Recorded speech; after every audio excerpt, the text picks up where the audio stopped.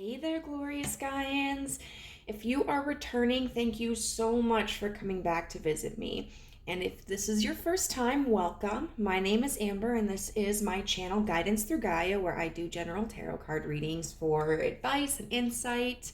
And it is such a pleasure to have all of you here today.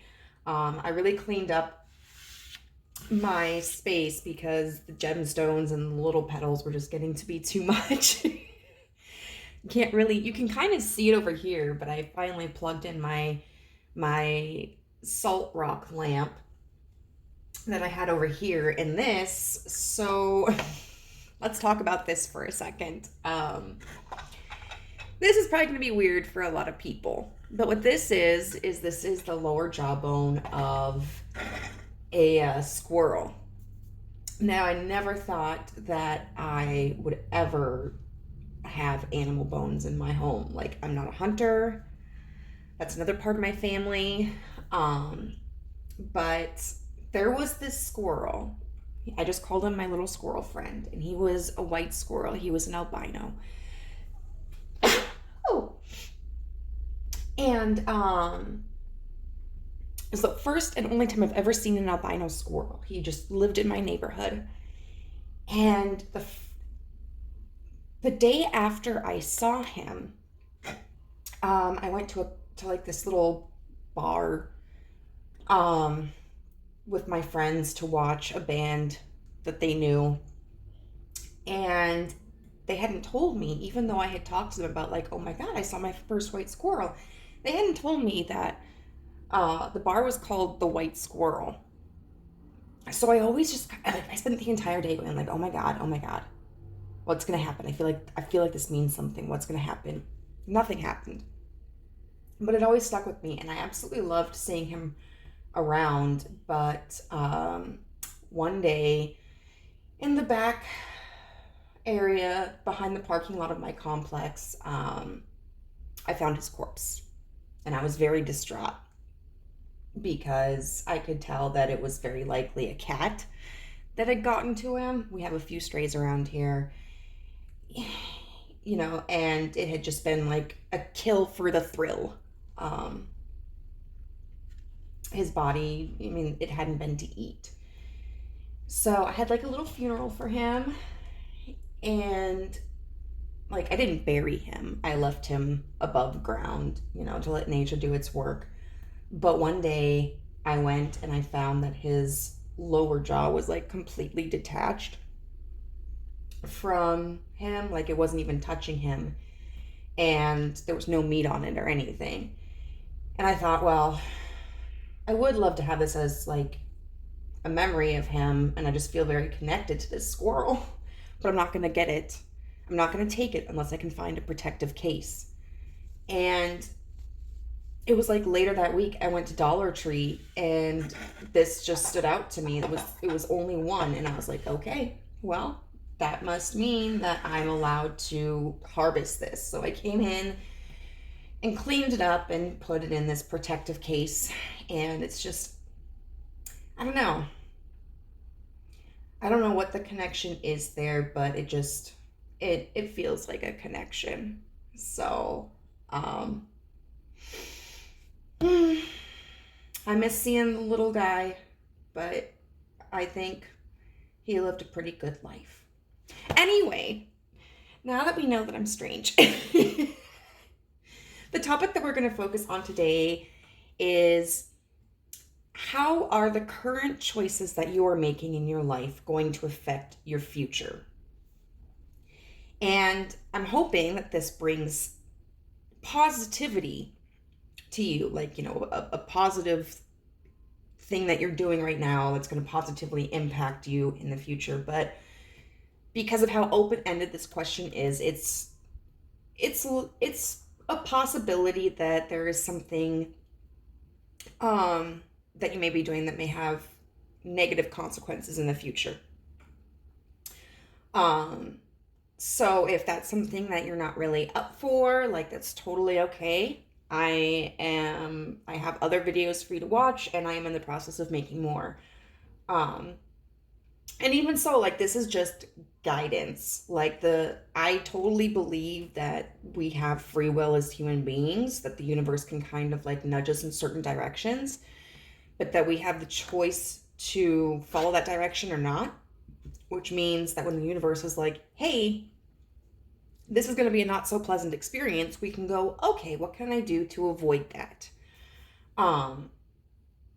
So without further ado, we have pile 1 with this, I believe it's a tumbled amethyst. Pile 2 with stillbite. And pile 3 with ruby in fuchsite. So go ahead and take a few moments if you need to, pause the video, and just remember, whatever comes out in this reading, just take what will benefit you and then leave the rest. You know, don't, if there's something that pops up that is less than pleasant, don't stress over it too much, you know. We're supposed to be here for a good time, also learn some lessons. Oh! My poor dogs. Sorry, I got a little overzealous there. You know, and if something doesn't serve you, if something doesn't resonate with you, if something doesn't fit with your intuition, then it's nothing to worry about, you know? So I'll see you pile 1 first. Hello, group 1. If you chose this tumbled amethyst, then there is a message for you in this pile. So what we are looking at is, what actions are you taking currently that are going to impact your future? We have a card here to describe kind of the energy of those actions. Then we're going to be using tarot to see what exactly those actions are and how they will affect your future. There's also some pre-shuffled oracle cards as advice, and then we are going to be getting some affirmation cards. So let's get started. With this card, we have Green Man. It's got some numbers on here. 1874, 13. I don't know what the rest of that says. But this is a very, very beautiful card. I know the Green Man is someone pretty prevalent in mythology, and then like in literature. I cannot remember exactly in what way though. But the Green Man in this deck symbolizes somebody who is connecting two worlds together, nature and humanity. The Green Man is somebody who has aspects of human and then aspects also of flora. So to me, this energy is symbolizing that maybe there's something that you felt originally disconnected with, because it does talk about like bridging the gap and recognizing that we are not separate from the natural world. So I think the energy of these actions that you are taking currently is that you are finally starting to recognize that there was something you wanted that you had felt distant from, maybe something that you didn't feel would be cooperative with yourself, but now are starting to see that that's not accurate and are taking actions to integrate whatever that community or whatever that desire is into your current life, which is exciting because that's a very rewarding experience and action to take when there's something that has really kind of caught our interest and our attention, that we have felt this connection with, but have kind of like pushed it away for so long, to finally step into that energy of accepting it and being a part of it and taking actions towards it. It's very rewarding. So let's see what this action actually is. All right, so what action is group number 1 taking that will affect their future? What actions are group 1 taking that will affect their future?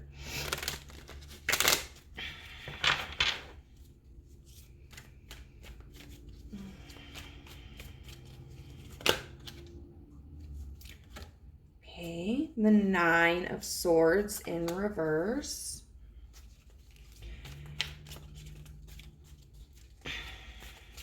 Now, sometimes cards, especially with cards from like the Suit of the Swords in reverse, can be more extreme versions of their upright meaning.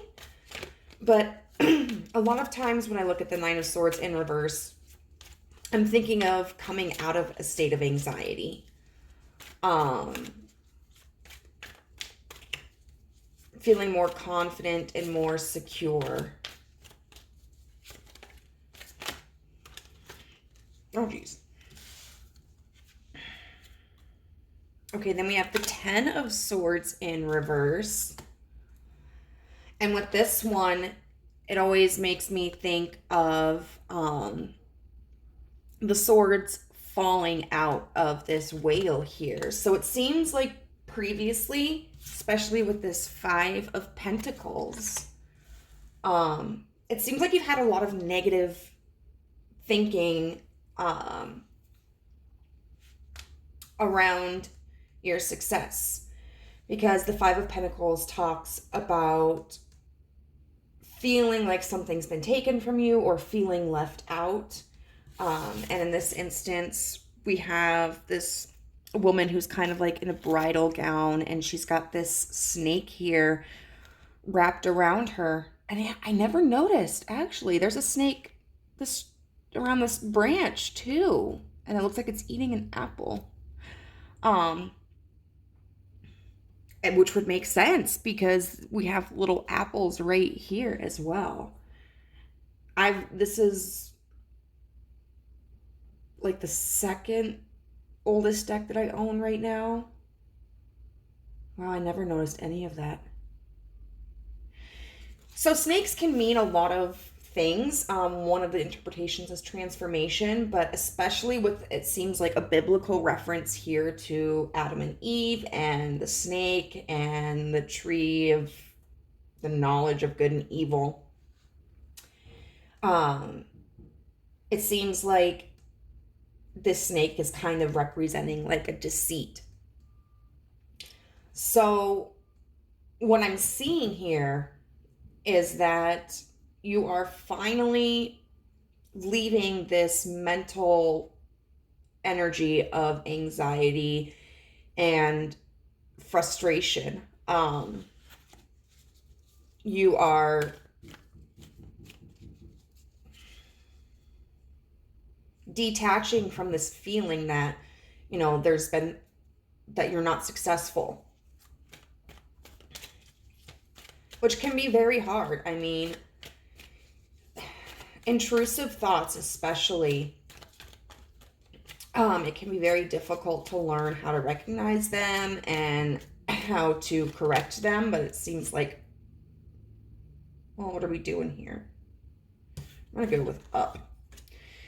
So we have the Queen of Cups upright. You know, and this Queen of Cups is interesting. It always makes me think of like a statue. But it's like she's reaching upwards towards this light, towards the surface of the water. You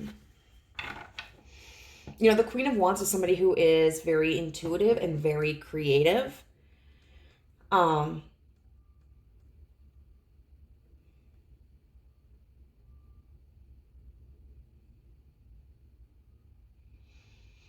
So I think with you coming out of this energy here of mental doubt, you're entering more so into like embracing your emotions or your heart, your passions, your creativity.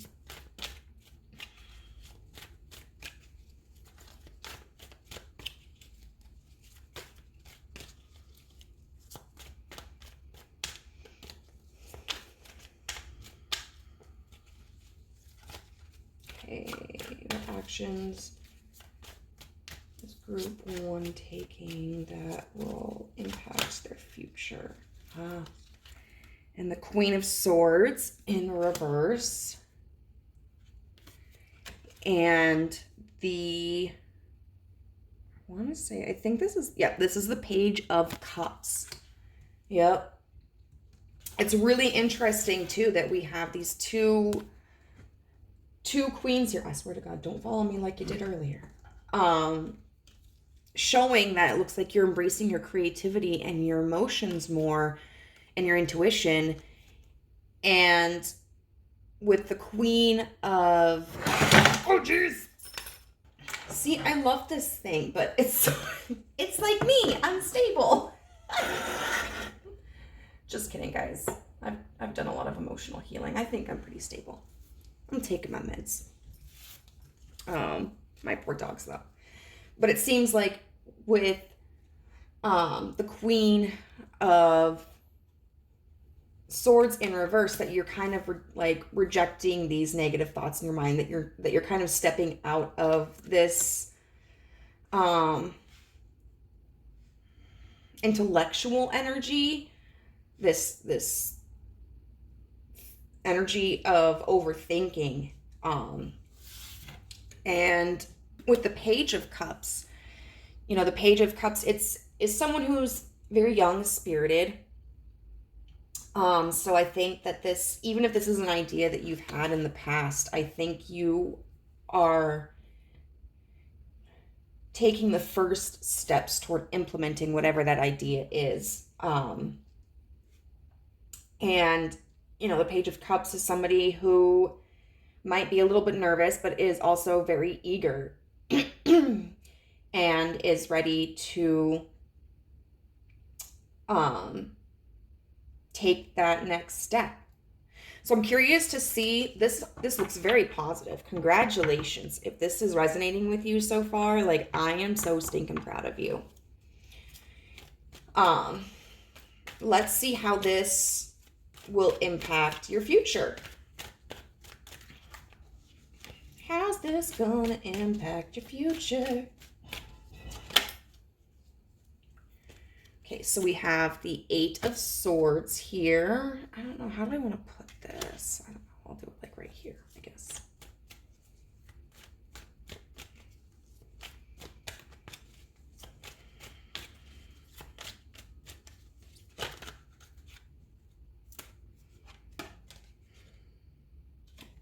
The 6 of Swords in reverse. The 4 of Coins in reverse. I'm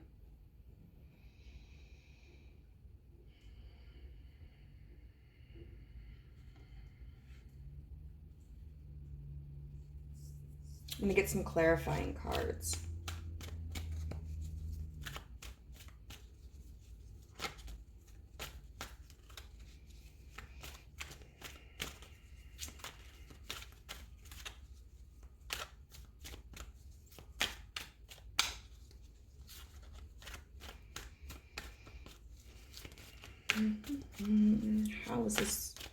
How are these actions impacting the future? The King of Swords in reverse. The Moon. Okay.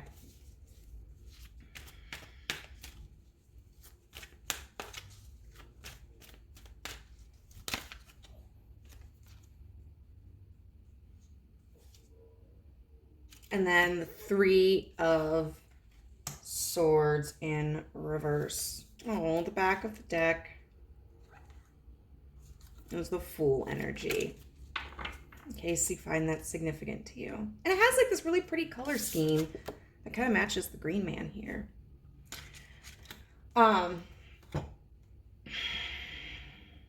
So with the 8 of Swords here, that always talks about mental prisons that are self-imposed. As we can see here, we have these swords that are surrounding this hawk, and the hawk has blinders on. And what he doesn't realize is that these shackles aren't attached, so he could truly fly away at any time. But this King of Swords in reverse is talking about blocking that that energy. So you may find in the future with whatever this project is, you still sometimes have these self-limiting beliefs and these concerns begin to develop, but you're going to be better at blocking those from coming into your mind. You are going to be better about keeping yourself free from self-imposed limitations. With this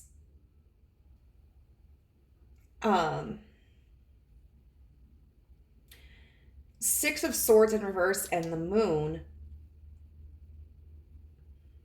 you're able to do this even though there's uncertainty. So the Six of Swords in reverse can talk about like delays or not knowing, like if you are going to be reaching a point in your life or a destination that is going to be an improvement from what you previously were at.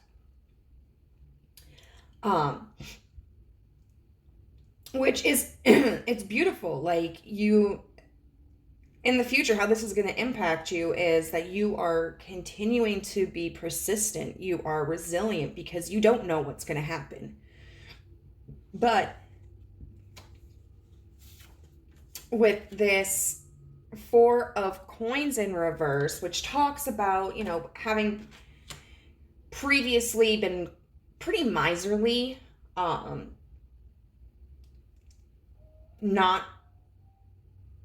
accepting anything new, not putting anything out there, finally coming into an energy where you're willing to take a chance and you're willing to exchange. With this Three of Swords in reverse, which can talk about allowing your wounds to heal and recovering from betrayal and heartbreak, whether this was caused by other people or even, I kind of feel like for a large portion of you, this heartbreak that you're healing from in the future was a result of like your own doubts and fears. You know, and I think this is beautiful because like it can be really scary to do something, to try something new in your life when you don't know what the outcome is going to be. When you don't know how it's going to be received, you don't know if you're going to be successful in it. But by you having this energy, you are really developing the fortitude to succeed. Because I'll tell you this, like growing up when I was younger, I was very competitive with my older brother. Like, and I was a snob. And I was like, well, I'm going to be the one who graduates high school and I'm going to graduate college and I'm going to be better. And because he'd had it rough. But as I got older, I started to see like how determined he was. You know, if people told him that he wasn't going to be successful or that he couldn't do something, he just had this mentality that he was going to do it no matter what. And everybody had always had like the highest hopes for me, that I would get my PhD, that I was going to make this huge impact in the world. And then it got to a point as an adult where I was looking at my brother and looking at myself and realizing that in many aspects he was much more successful than I was. And it was because he didn't give up. He continued to reach for the goals that he wanted to achieve, and he made sure he achieved them. He didn't let obstacles stop him. He didn't let obstacles deter him, whereas like I was easily deterred.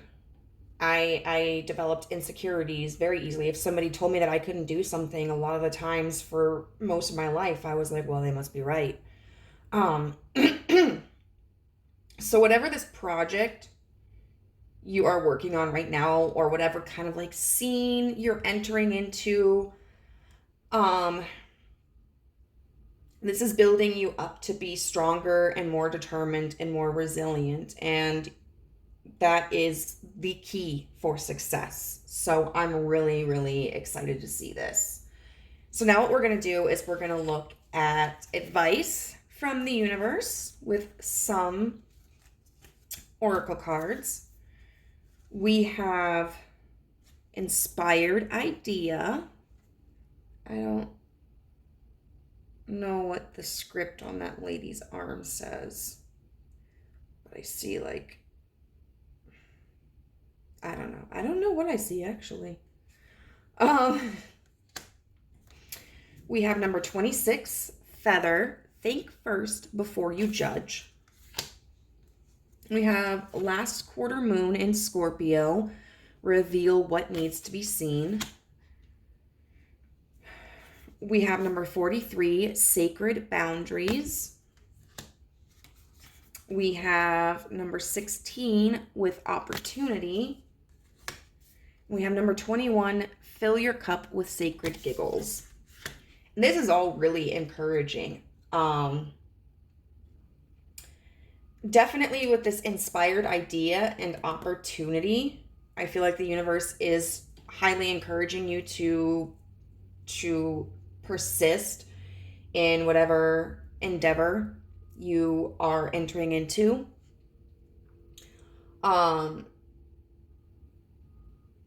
This woodpecker with the bee. Now bees are really heavily symbolize like work. And then the woodpecker is someone who is resilient. The book says that they could like peck 12,000 times a day. And so this is someone who's not going to let a door stop them. This is somebody who's going to find a way to succeed in acquiring the opportunities that they're looking for. This is also reminding you that sometimes opportunities present themselves in ways that you wouldn't normally expect, in ways that you wouldn't normally take. So be open to whatever opportunities are offered to you. This feather, think before you judge, I feel is kind of connected to this opportunity as well. It can be really easy to dismiss offers and opportunities that seem a little out of the ballpark of what we would originally go for. But once again, try to be open-minded and don't be so quick to judge yourself, to judge your capabilities. This card, for whatever reason, too, is like making me think of the Egyptian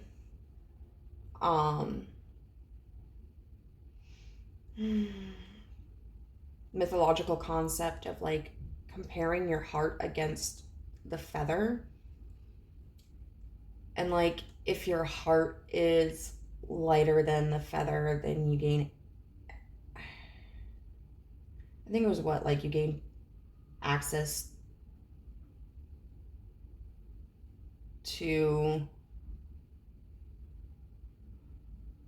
I don't remember exactly how the afterlife is compartmentalized, but to have a heart that's like lighter than the feather is positive, because it's showing that like you don't have any guilt or burdens in your heart. And if it's heavier than the feather, that's when there's condemnation towards you, because that shows that you do have guilt. And that was like an interesting concept, because like sometimes we have guilt over things that we shouldn't necessarily have guilt over. And so with that coming to mind, I feel like that's just an encouragement to, for one, not feel guilty for moving towards your goals, especially if that means like relocating, or it like your goal is kind of in opposition for what other people want from you or want for you. I mean, that's just a decision alone for you to make. But I also feel like it's just a reminder not to let worries and doubts and insecurities burden your heart and your mind. Also, thinking about people who may not be as excited for you regarding this new investment, of this new energy. This last quarter moon in Scorpio reveal what needs to be seen. And then sacred boundaries. Oh, that's kind of cool. They both got, these circles here.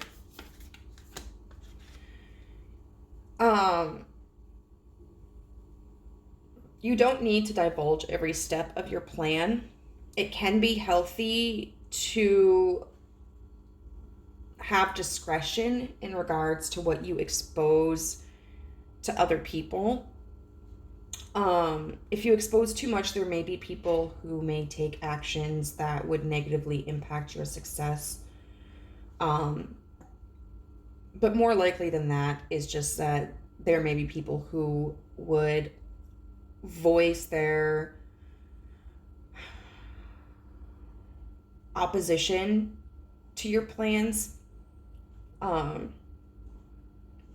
or would try to mold it more with like their thoughts,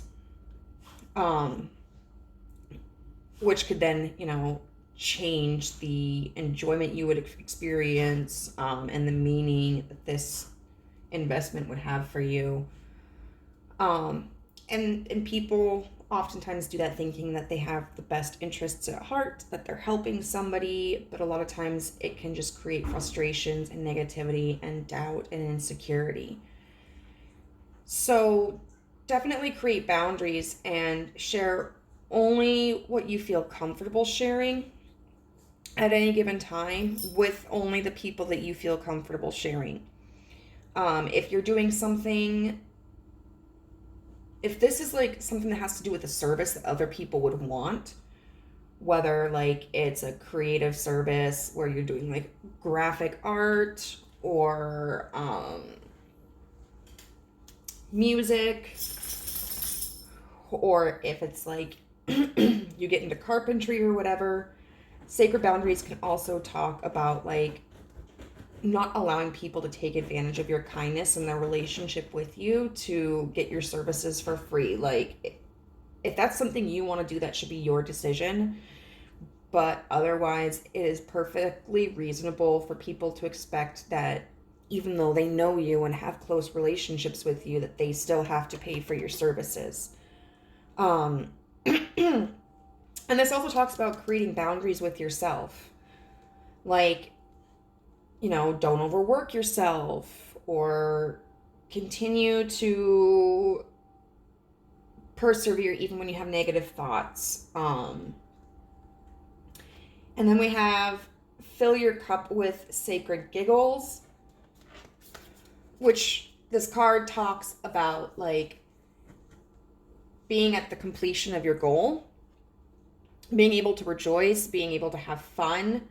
And this does look like a sunrise, like, so something bright and positive on the horizon of your future. And the eternity symbol always makes me think of the Magician and of the card Strength, because they both typically have that symbol depicted in there. And so I think that connects in a way to remind you that like you do have the strength to do this even when it doesn't seem like things are going exactly the way that you want them to. And you are the magician, like you are an alchemist. You create your own path. And I think so it's really cool, I think, because we have these two cards which use very similar colors here, like this mustard yellow, which kind of makes me think of, is it the sacral chakra or the solar plexus chakra? I am still learning a lot about the concept of chakras.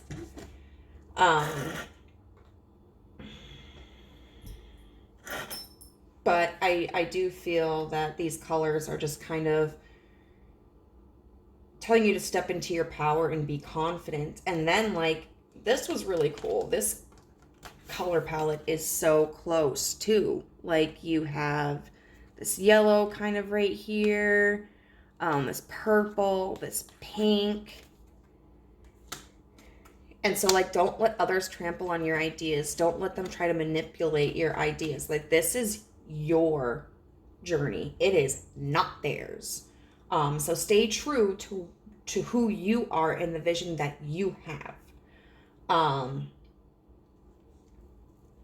right, so what we're going to do now is we're just going to get some affirmations. And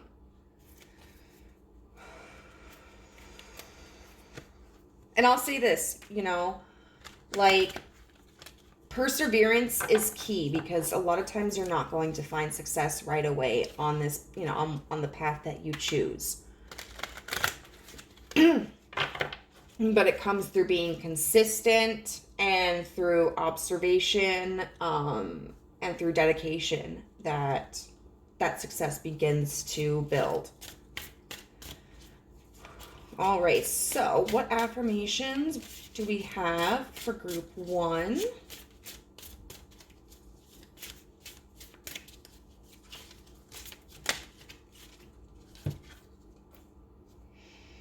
I am willing to change. I am willing to release old negative beliefs. They are only thoughts that stand in my way. My new thoughts are positive and fulfilling. So you may have had a lot of anxiety in the past about starting something new, about moving towards a goal that you wanted. You may have felt that you weren't capable of achieving it, or intelligent enough, or skilled enough. But the universe is reminding you, like, you are those things. And any skill can be fine-tuned and honed and refined. And then it says, loving others is easy when I love and accept myself. My heart is open. I allow love to flow freely. I love myself. I love others, and others love me. So definitely it's important for you to start building yourself and your confidence. And that is going to make it a lot easier to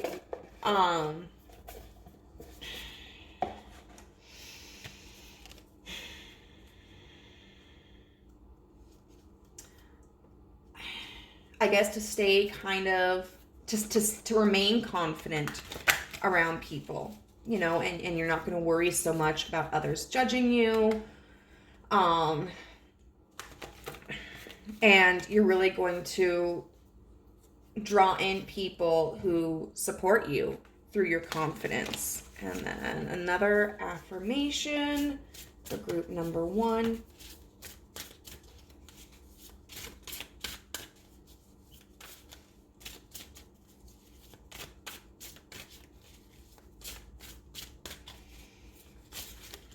I don't know how that sneaked in there, but that is not from that group. I embrace a life of infinite breakthroughs and personal growth. My journey never ends. Reinventing the body and resurrecting the soul is a journey. Absolutely. Like, this is not a one-stop thing. Like, this is a path towards essentially a new way of life for you. And understand that there's going to be constant growth, and there are going to be obstacles, but you will be able to find ways through them or around them, as long as you keep a positive mind frame and remind yourself that you have what it takes to succeed. And always be in a position, like in a state of mind where you allow yourself to grow. It can become very easy to be defensive against like criticisms or guidance or recommendations. But we always have the opportunity to expand. So stay open to that. But I'm going to leave your reading here, group number 1. I hope that you found something useful. I'm really, really excited. So if this resonates with you, please let me know. I would absolutely love to hear your story. And you know, if you haven't yet, I would love it and greatly appreciate like if you subscribed and hit the like button and the bell to get notified whenever I upload a new video. I usually upload once a week. I try to upload a pick a card on Wednesdays or Thursdays. And then I do my Sunday self-care Sunday videos. And then if you go onto Instagram, I do daily tarot messages on my account there, Guidance Through Gaia. And it would just be a pleasure to have you as a part of my community. So, bye. Take care. Hello, group number 2. If you were drawn to the still bite, then this is going to have a message for you. This is like one of my favorite stones, by the way. The only thing that makes me sad is that like it can get really dusty. But it just, I don't know, I love how jagged it is. So, side note, oh my gosh, I didn't light any incense. I got too excited.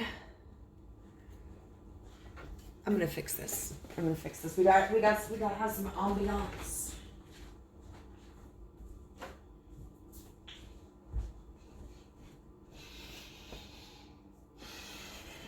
I'm trying to make sure that like it doesn't take me all week to finish this video.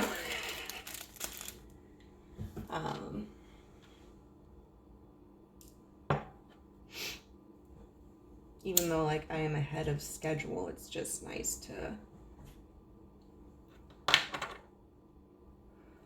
get it all done closer in time.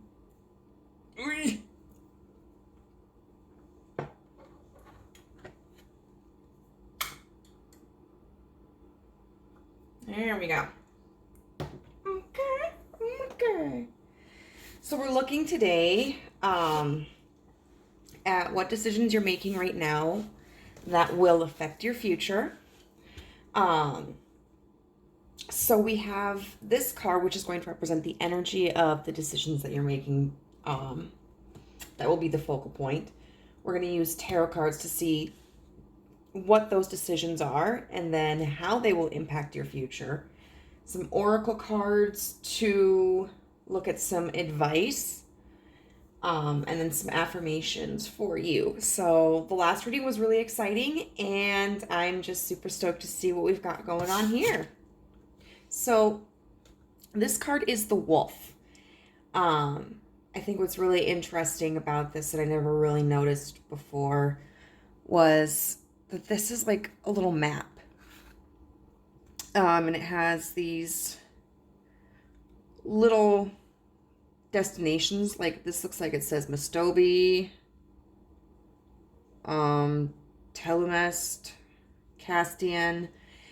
And that makes me think, obviously, of travel, of migration. And so I used to be really, really into Twilight. I no longer am. No shame for any of those who still are.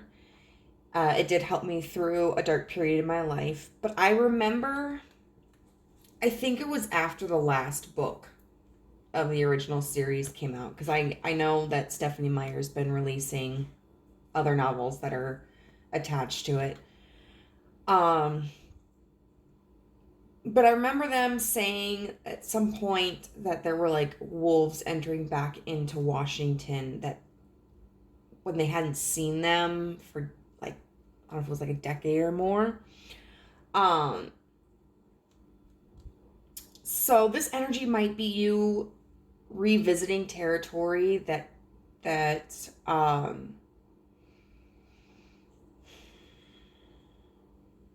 is from your past, or maybe even visiting territory for the first time that is more connected to like your family before you or your culture. This could be talking about a physical journey. It could be talking about a spiritual journey. I mean, we are discussing like what decision you're making and how it will affect your future, which is in and of itself a journey. When I look at this wolf, I see an energy that is determined, resilient, calm, and following its instincts.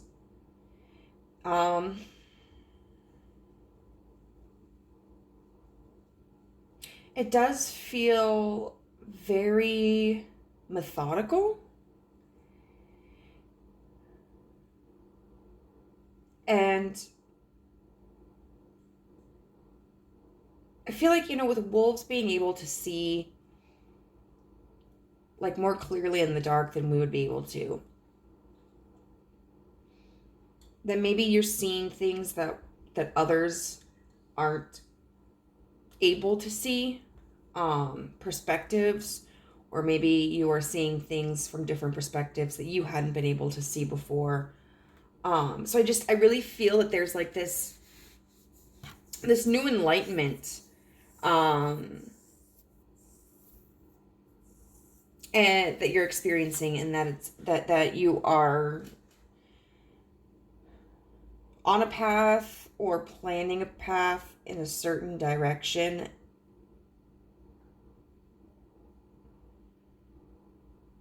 I'm interested to see what that is, like what that plan is.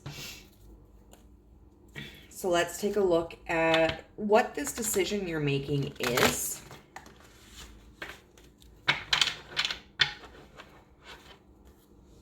I was actually supposed to go to a seminar on wolves tonight. I think it was like a university that was holding like an hour-long seminar about like the habits of wolves during summer or something. But I wasn't feeling too well, and I ended up oversleeping, and so I didn't get to attend that. But it would have been fun. I love wolves.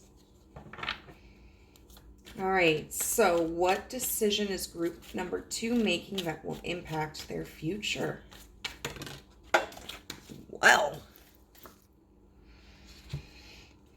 the Ten of Swords in reverse, which was in the last reading. So, like, letting go.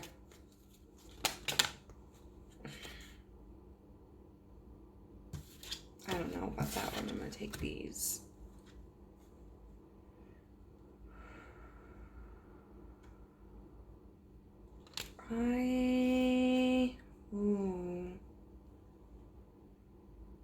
What is that? These right here.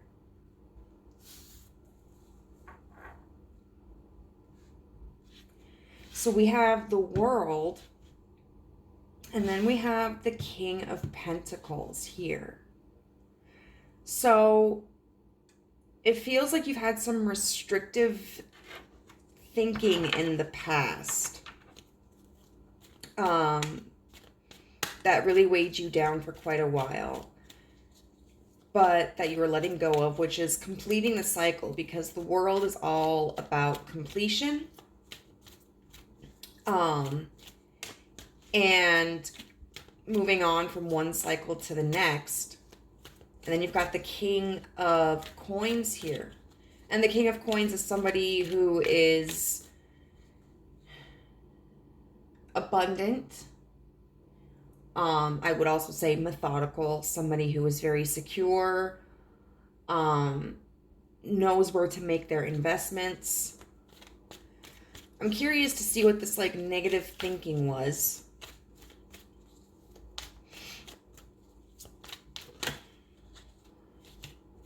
Judgment. You had your doubts. You had your doubts about what choice was the best to make. So what's this cycle that's being completed?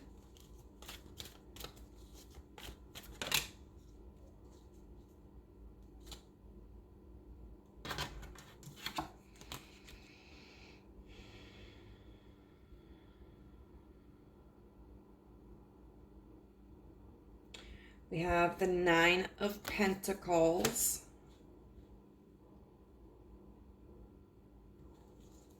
Which signifies like independence. You know, this woman on this like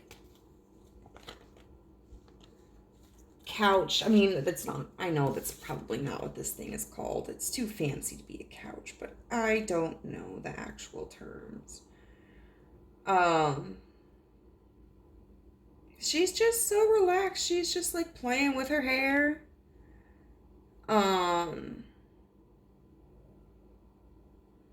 She's got this big cat right here that's kind of like on guard for her. And you've got like, it looks like grapes and pears or apples. I'm not sure.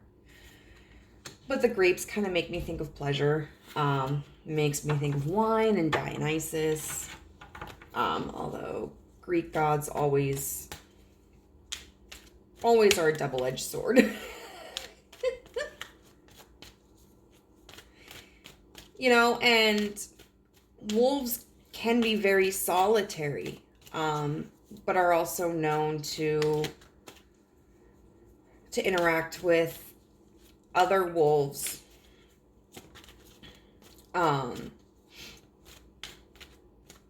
Travel with them at times. So I think this is, let's see, and then the Nine of Swords in reverse. So it's interesting. They're in different positions, but we had in the last pile, 10 of Swords and the 9 of Swords in reverse. Like I said, different positions, but they were both present.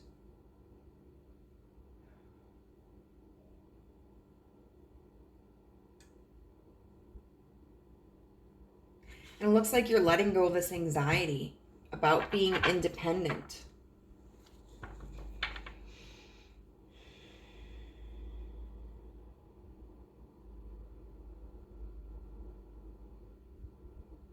I'm curious, like, if this is in business or like in travel.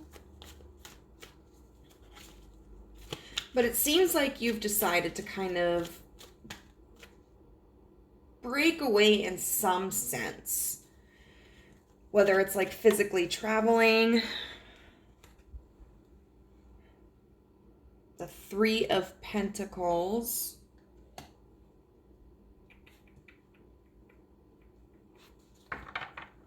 And that talks about teamwork.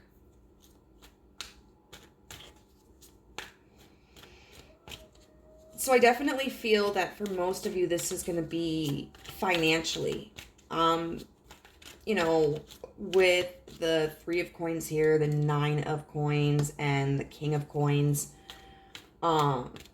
This is all about financial abundance. And so for some of you, this might be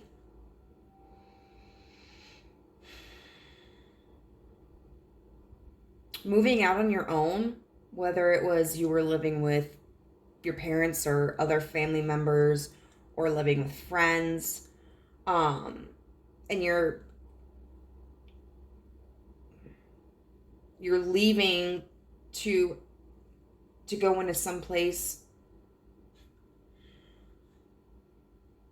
you know, you're leaving that living arrangement to go to something else.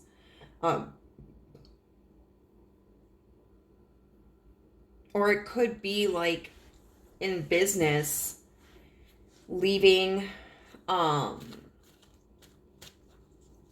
one job for another. Something that you feel is going to be more profitable. Yeah, with this devil up here. Okay. I definitely feel like with the Three of Pentacles and the devil upright, that you feel that there was either a living arrangement or or an employment situation, a business arrangement that was holding you back. Because the devil talks about like constraints, talks about obsession, it talks about addiction. And you know, we see here with this particular devil, he has this, is it menagerie?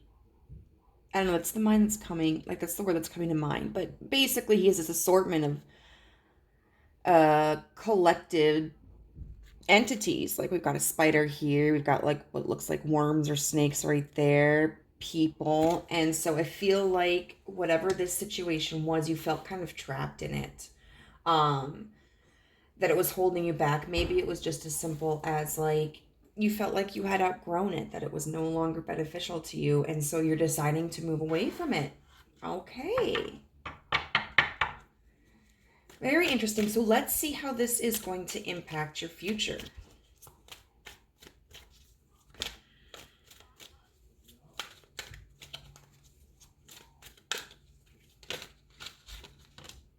Okay, we have the Star in reverse.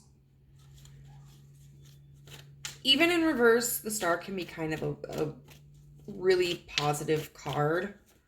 The Star and the Sun are two of the most positive cards you can get in a tarot reading.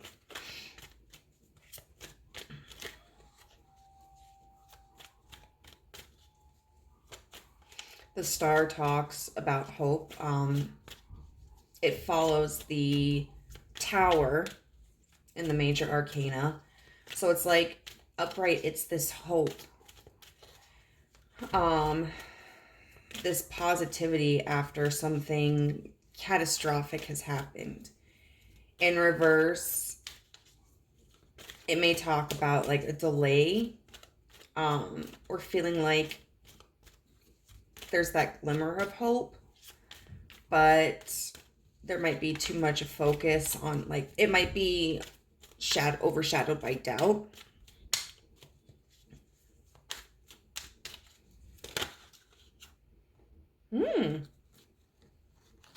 Wow, we've got all three major arcana to start. The Wheel of Fortune upright, which again talks about cycles, much like the world. There are positive things that happen to us in our lives, and then there are negative things that happen to us in our lives, you know, and it's always going to be like that. It's always going to be a cycle.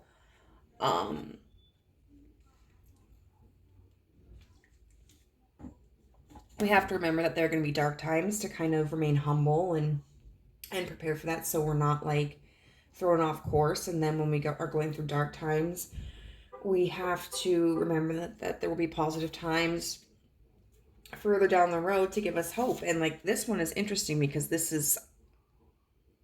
I think this is literally a depiction of like the fates. They all have multiple eyes, and it's like there's the string of fate there, that is being cut. In reverse, the Wheel of Fortune can talk about feeling like something is out of your control, but upright, there's a certain level of control that you have. Whether it's by taking chances or being discerning in the choices that you make, or even just the attitude that you have. Then the Hierophant. The Hierophant is all about tradition, and it's about commitment. And it can be about contracts.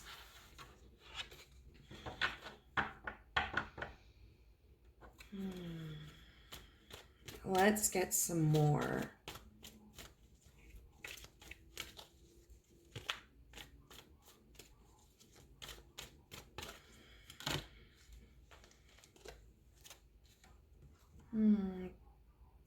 The Ace of Pentacles in reverse.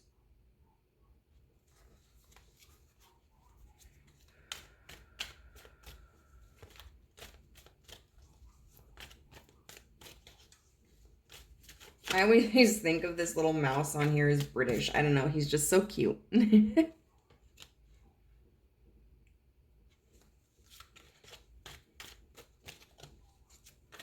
I guess all mice in clothing are British to me.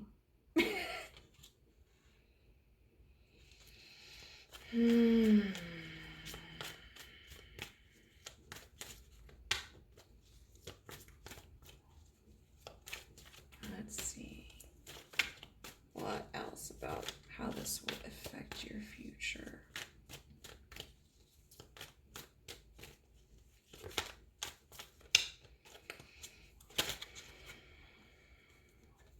The moon in reverse. And that talks about illusions coming to light.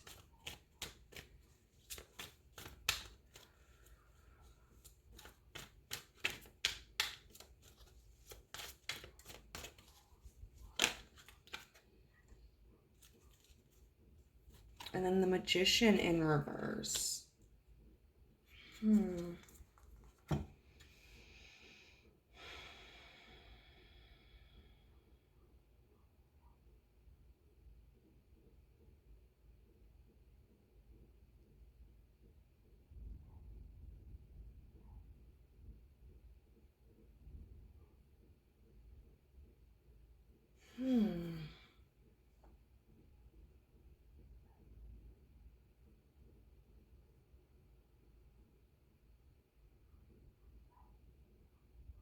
I feel like I need connecting cards with these ones. Sometimes I don't know, tarot is a conversation. It's a story, and sometimes it's really easy to understand the message of the story, and sometimes it's like there can be a piece missing.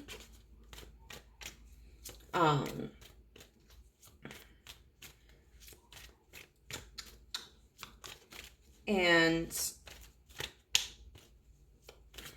so you just have to kind of figure out where you think you're missing the information.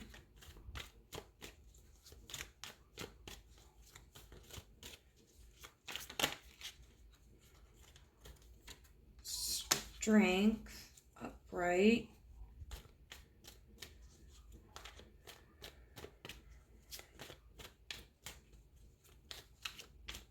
Oh, okay.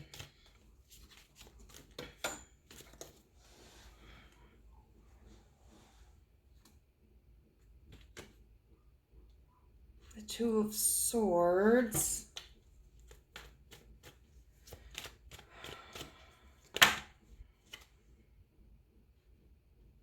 I'm not taking these. I don't.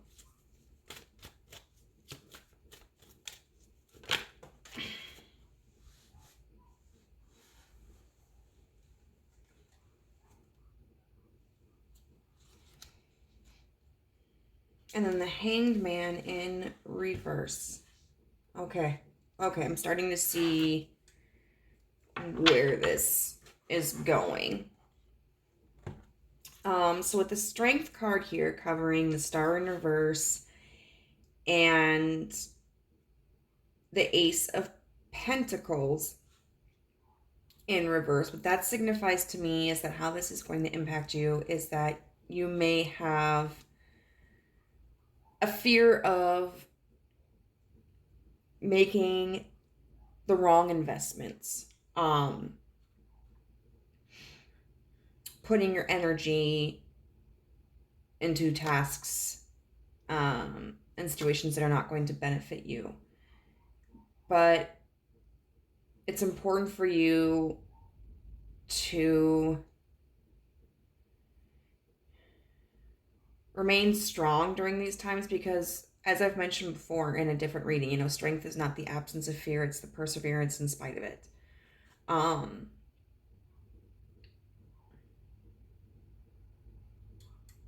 so it seems like you are, in spite of these anxieties, going to be strong and push past them. Then with the Two of Swords, Two of Swords talks about a decision. And this is kind of interesting. We've got the moon here. And then we've got the moon in reverse with this card. And then we've got this bird that's blindfolded. First of all, how do you blindfold a bird? I want to know this. That has built its nest between two swords. Which is not the safest, mind you. And so I feel like what this is saying is that you're going to make the decision to kind of cut this cord of fate, because you may have felt bound to a situation, a location, a position, a connection, but you've decided to take matters into your own hands. And with the moon in reverse, that talks about illusions being revealed, gaining clarity.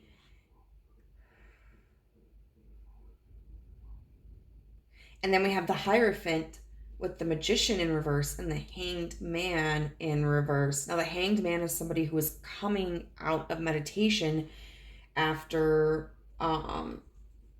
reflecting and is able to enter back into reality with a different perspective.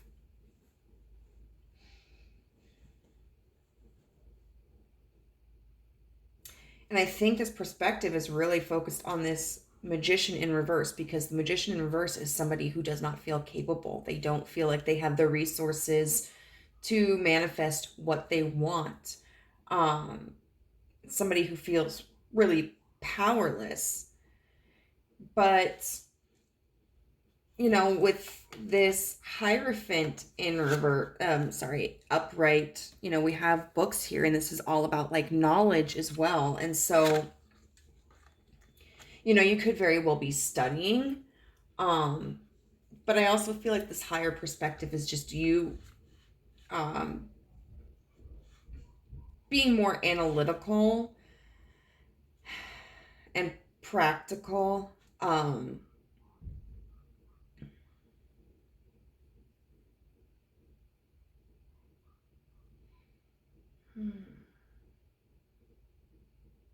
And not being held back by tradition, but being able to forge on and make your own path. This shares a little bit of similarity to pile one, so there may be something in there for you as well. But we're going to get into your oracle cards now to see what some advice for you is. We have adventure and play. We have card number 56, you are light. We have card number 2, Evil Queen, you deserve sugar, not salt. We have 13, the illusion. We have 10, the master manifester, excuse me. And then we have first quarter moon in Gemini, speak your world into being. So definitely this is very much talking about you coming into your power to create what it is that you want, to be the kind of person that you want, to develop the life that you want. We have the illusion here, card number 13, where we have this harpoon that's going after this shark that's in the brain. And what that kind of makes me think of, first of all, is, sharks are predators. It also makes me think, even though different animals, it makes me think of Moby Dick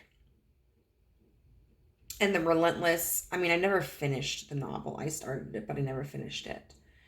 But I watched, like, I read some, like, memes that were ranting about the novel, and, like, um, how it was literally just, I mean, an obsession with hunting down this whale, and that there were other avenues that the story could have taken. But it was this obsessive hunt. This also makes me think of people, this fear that we have about sharks that's rather unwarranted. I mean, for the most part, shark species tend to be non-aggressive towards humans. And it's very, very rare to be attacked by a shark. So, with the moon card in reverse, and with this talking about the illusion with a harpoon going towards the shark that's in the brain, it feels like conquering the insecurities that you have. And a reminder to, like, nip them in the bud. Like, don't allow them to overpower you. Because you are this master manifester. So when I first looked at this card, I thought of this bird manifesting this spider into being, because I mean, birds eat spiders. It's food for it. The book for this deck actually has an interesting perspective on this too, like an interesting meaning. It's talking about how this spider wants to help the bird, but the bird is terrified of the spider. And so the spider communicates one day, like, I know that you're scared of me, but I really want to help you. And it weaves something for the dreams or whatever of the bird. And the bird realizes that it can manifest as long as it overcomes its fears. And that really the fears can propel the manifestation as well. And so this is supposed to be a raven, which can be associated with death. And then spiders, which are associated with, like, crafting, and weaving. And if we look at the raven as being related to death, maybe not necessarily like physical death, but think of like the death card or even the tower card, about change. And so these two cards definitely speak on allowing yourself to let go of your fears and your insecurities to realize your potential. We have the first quarter moon in Gemini, speak your world into being. And this right here is a symbol for the throat chakra. So you may need to literally be more vocal about what you want and what you're going to do. If people have a habit of kind of talking over you or discrediting or minimizing whatever you're expressing, it's very important for you to stand up for yourself. And certainly, like, if you're someone who is spiritual in any way, you may take all of this as a literal sign to work on your manifestation, positively thinking, writing down affirmations, envisioning what you want. Even, my mom as a Christian would always say, like, speak it into existence. So the concept of manifestation exists throughout various religions and spiritual beliefs, and can take different forms a little bit, but it's all about the concept of, like, believing that you already have received something, believing that you are deserving of it. And otherwise, I mean, this is literally just like reminding yourself that you are worthy of something. Like this card here, Evil Queen, you deserve sugar, not salt. It feels like you definitely have a lot of doubts in your mind. or have had a lot of doubts in your mind in the past about like your capabilities and your worth, that could have been either because of things people have said and done to you that have reinforced this perspective, or just a naturally low concept of self-worth. But it's definitely important to remind yourself that you deserve sugar, not salt, that you deserve good things, that you deserve to succeed. Um, there's this card, You Are Light. And this makes me think of two things. Like, this makes me think of like fireworks, like, especially, here in America, like the United States, we utilize fireworks for the 4th of July, for like independence and freedom. Ugh. But then this also right here makes me think of a chakra. Like, I don't know which one. I don't know if it's like the sacral or the solar plexus or what. I'm still learning about chakras. But it really does make me think of like strengthening your confidence and your expression. I'm really developing that confidence in yourself. And then finally we have adventure and play, which I think is the universe just reminding you, like, try not to stress out too much. Explore, have fun, and make time to decompress, de-stress. There's that saying that's like, all work and no play makes Jack a dull boy, or something like that. So remember to just make time for self-care, make time for relaxation, make time for having fun, and don't get too caught up in the stress of whatever you're leaving behind and the stress of the uncertainty of the future. So let's get some affirmation cards for you.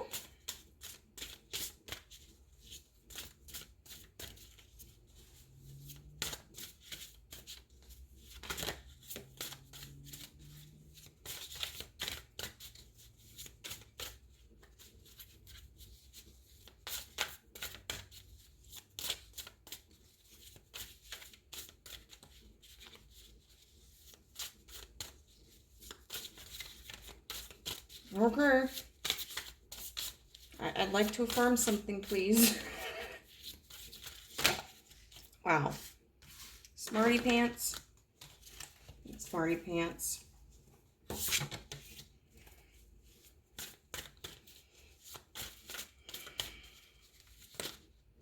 Okay, I'll take them.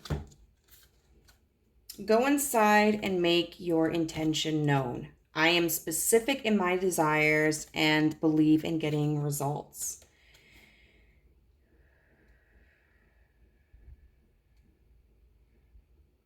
So I think that, definitely is talking about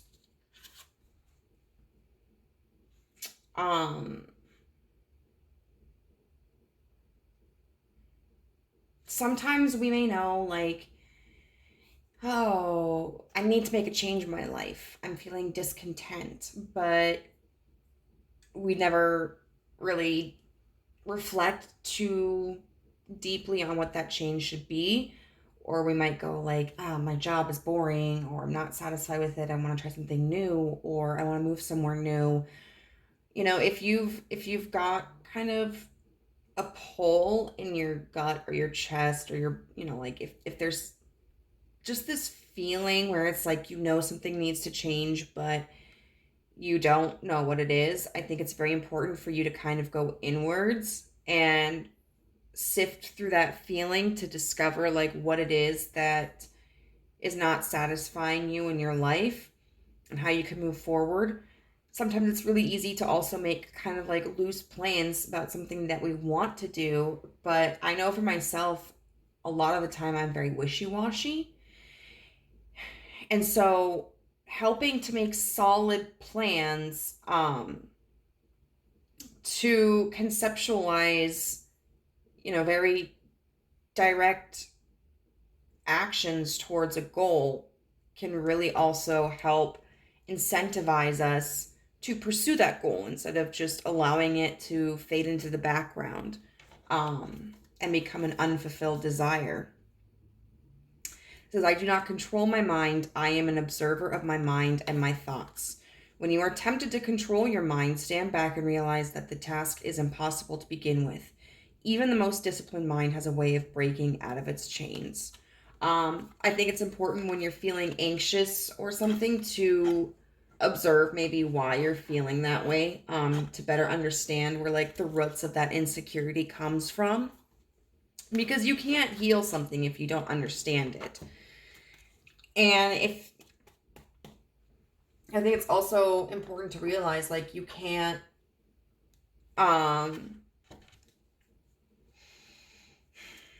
control what it is that you really want. Like sometimes we want something and then like we feel ashamed for it because like maybe it's not practical, or maybe people in our life wouldn't approve, or maybe because we don't even know where to start.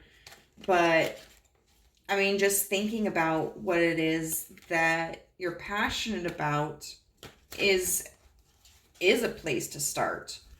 And you don't need to have everything figured out at once. So we're going to get another affirmation for you. As I go about my daily affairs, I listen to my own guidance. My intuition is always on my side. I trust it to be there at all times. I am safe. I trust my inner wisdom. And that, at the end of the day, I think is really the core of the message. It's normal to have doubts and insecurities, but at the end of the day, like, you really have to think, like, is it worth it? Like,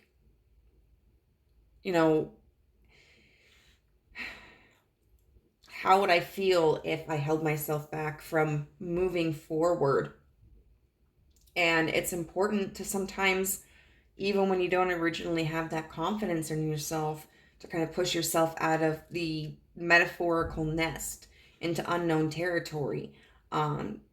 Sometimes that's what it takes to realize that you are capable of something, because we can wait for the right conditions all we want, but the right conditions usually don't just fall into our lap. Like, we have to create the right conditions.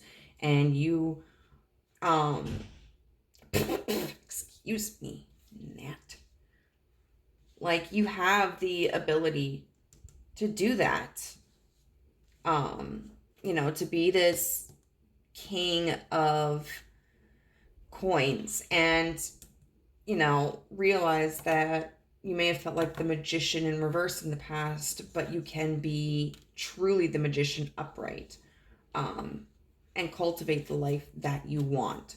So group number 2, I hope that this was useful to you in some way. If it was, I would love to read your comments in the box below. I would also, if you're not subscribed, really appreciate if you did hit the subscription button and then the bell. Also give this video a thumbs up if you could, please. It's always wonderful just to kind of see, not just how many people view the video, but to see the reactions to it. And if you're interested, I also have an Instagram account by the same name, Guidance Through Gaia, where I upload daily tarot messages. So thank you for joining me, and hopefully I'll see you again. Bye. All right. Welcome to pile 3. If you chose the ruby in fuchsia, and hopefully there, is a message that is here for you. Sorry, this always makes me think of like a Mike and Ike's, but kids don't eat your crystals or rocks. So what we're going to be doing is we're going to be looking at what decisions you are making currently and how they will affect you in your future. We're going to be looking at the energy of said decisions using this card. Then we will be using tarot to look more specifically at the decision you're making, and then like how it will affect you. Then we'll use these pre-shuffled oracle cards to look at some advice going forward, and then some affirmation cards. So let's get started. Let's get it started. Ha. So we have here the Falcon, and this is, to me, a very driven energy. We have like the compass rose right here, and in the book, it does talk specifically about using your moral compass. And the Falcon to me symbolizes direction, and it symbolizes attention to detail. Falcons, when they're flying, because they're a bird of prey, they have really good eyesight and are able to locate even smaller creatures on the ground from higher altitudes. And so this is an energy to me of becoming very acutely aware of finer details. The card also talks about the falcon working with the falconer. So this may be an energy we'll see as we get into tarot. That includes you potentially working with somebody else, a partnership with somebody else, where it's kind of like air, earth energy, direction, or this could be just symbolizing aspects of like yourself, where you are both the falcon and falconer.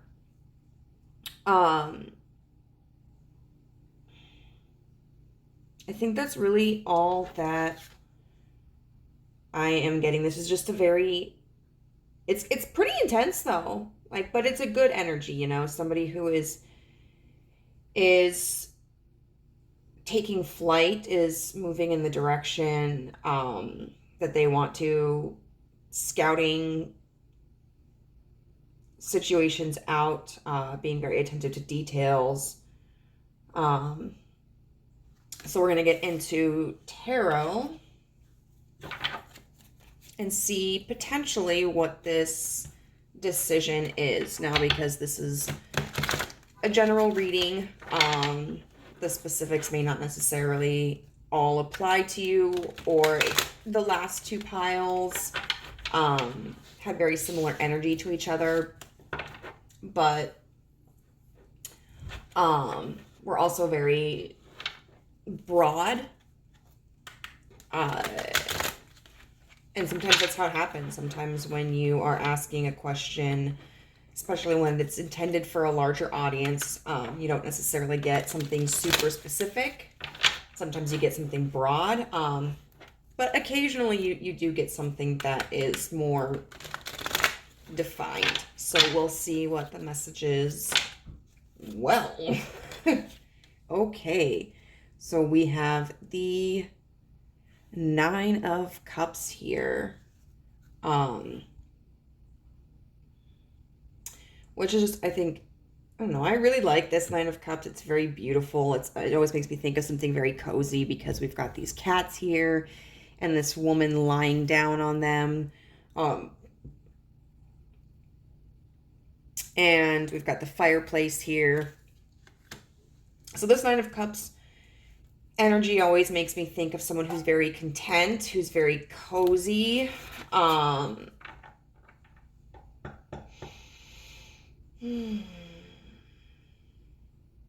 who's enjoying the circumstances that they're in, who's very emotionally content. And we have the Queen of Cups in reverse. And the Queen of Cups typically is somebody who is very giving emotionally. So this energy to me makes me think of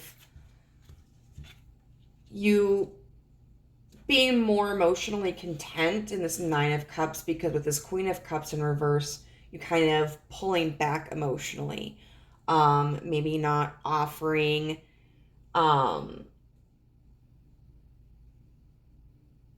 maybe not investing in as much in another person or other people, or situations that weren't serving you, or maybe just learning how to kind of, if you're somebody who has had intrusive thoughts or a lot of anxiety, um, being somebody who is learning the process of quelling those so that you can feel more at ease and less controlled by your emotions and thoughts. We also have the Four of Swords in reverse.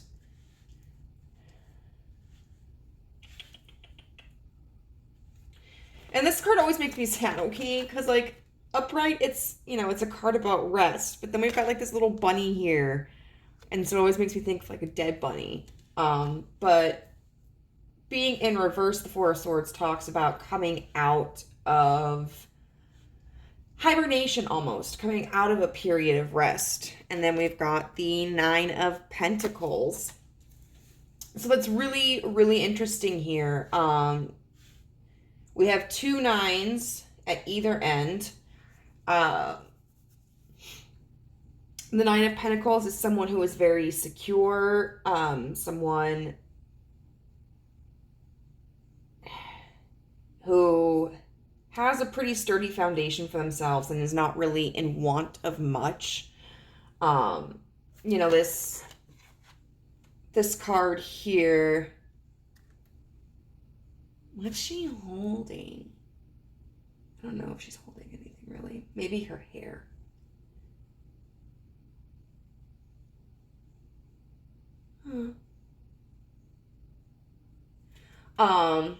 But this makes me think of somebody who's not really in a rush to race after anything because they feel pretty content with everything they have.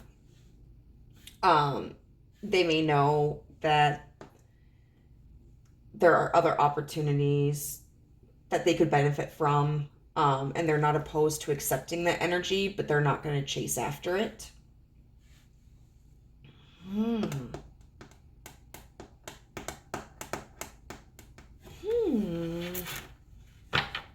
Very interesting. I'm curious to see more about this because to me, so far, this energy is pretty passive, which could be the action that you're taking. This Falcon energy was really kind of giving me the impression that, like, you're going after something. You're dedicated to a specific path. But it could be that path is just feeling that fulfillment in yourself and kind of relaxing from any worries, or situations that were energetically draining. And that is, that's something that takes effort in and of itself. It can be a very difficult journey, one that can be exhausting, one where you can feel sometimes uncertain. We'll get a little bit more about this, what choice you're making right now that will affect your future. The Six of Swords. Okay.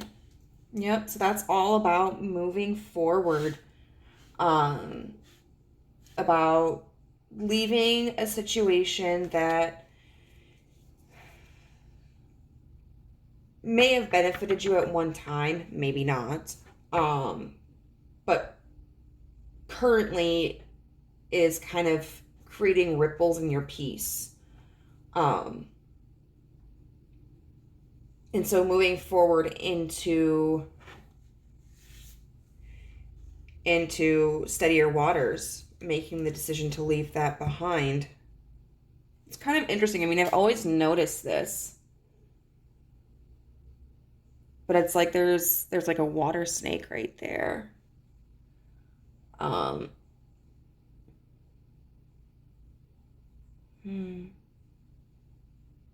So it could be that there's kind of like a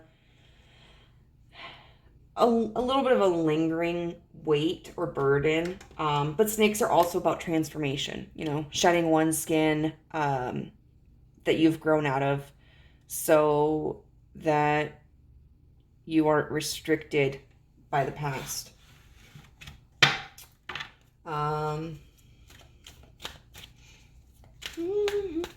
And maybe you had to physically leave something or someone behind.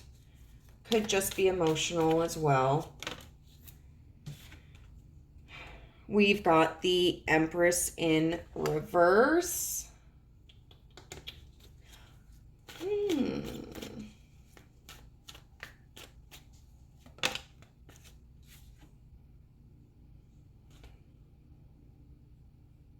not going to take that one. My thoughts were kind of scattered. I do want to... how should I do this? I'm going to pull the last two cards. Because this Empress in reverse, I kind of want a little bit more information on that. But I'll see if the next two cards offer some more context.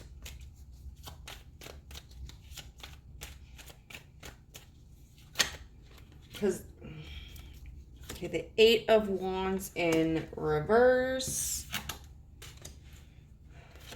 And the Four of Wands.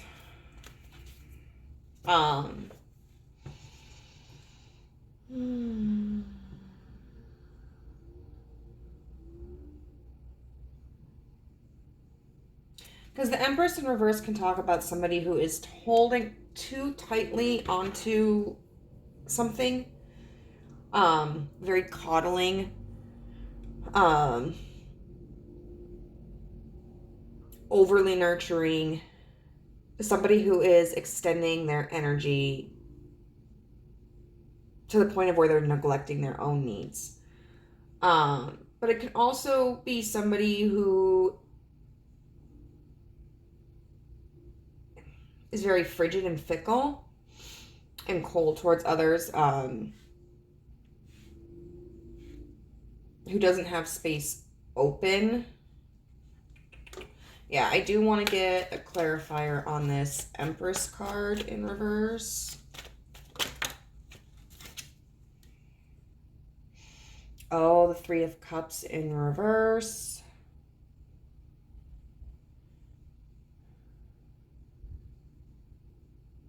Okay. The Three of Cups in reverse.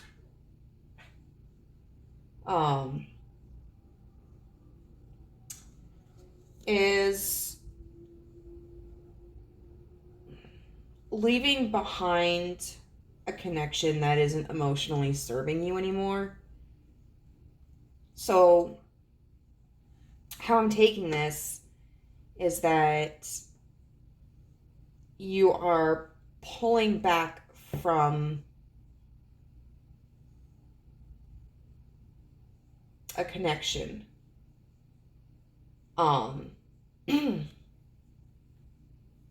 That maybe you previously have put a lot of energy into. Let's get some clarity on this Eight of Wands in reverse. The Six of Cups upright. Yeah, okay. Because in the past, because the Six of Cups represents oftentimes like nostalgia in the past. But this past connection was just kind of taking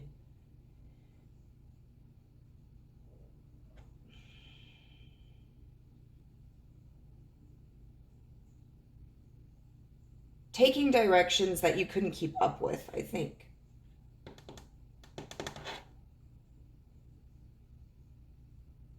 Or was it moving at a pace that you were comfortable with or satisfied with? Yeah, and then the Chariot in reverse can talk about stagnation, because the Chariot upright is really about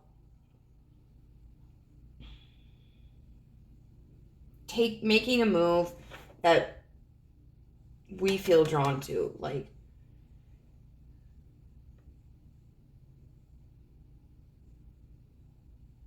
it is a movement card, but it's very highly focused on like moving in the direction that will best benefit us.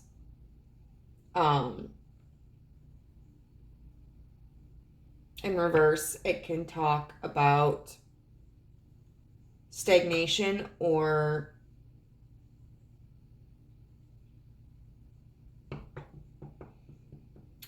struggle finding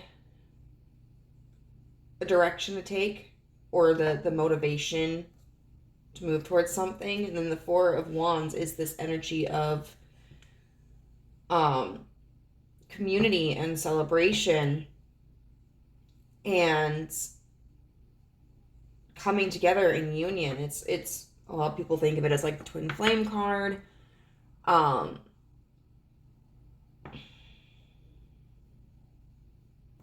curious to see, like, I want to see what this is attached to. Like, is this a connection? And if so, what kind of connection? Or is it like a business opportunity? There's a chance we might not find out, because this could be an energy that just will be broad enough to apply to a wider range of people. But I'm curious to see, like, what you're moving away from and what wasn't serving you.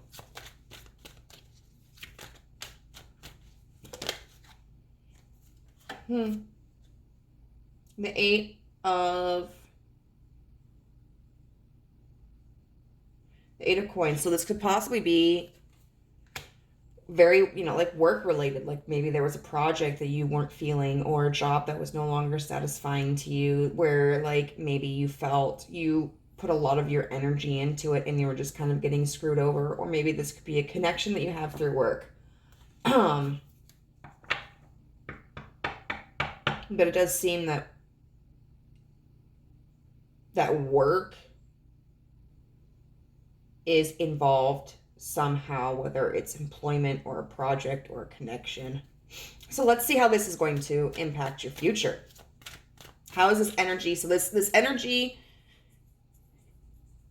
to summarize it, is you choosing to be independent, choosing to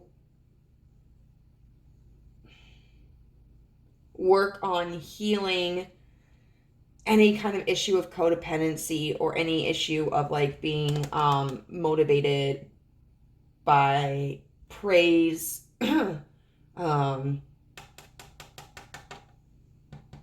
or feeling like your worth is validated by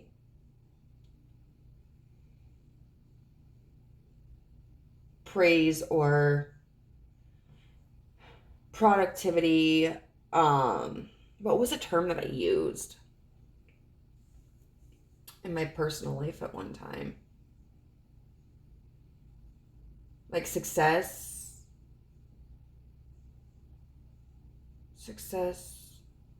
I don't know. There was a success oriented.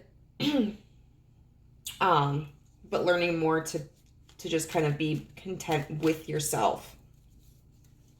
Okay, so how is this going to impact your future?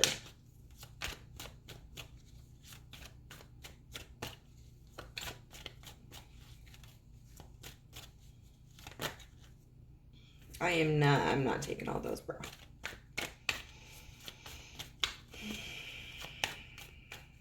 I need you to simplify it for me. So the Page of Coins in reverse.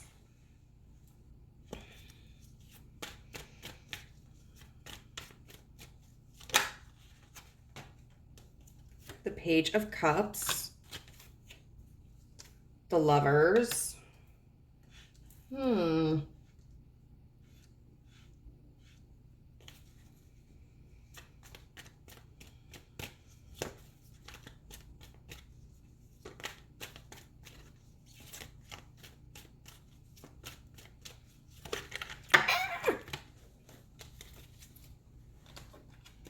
That's too many for me too.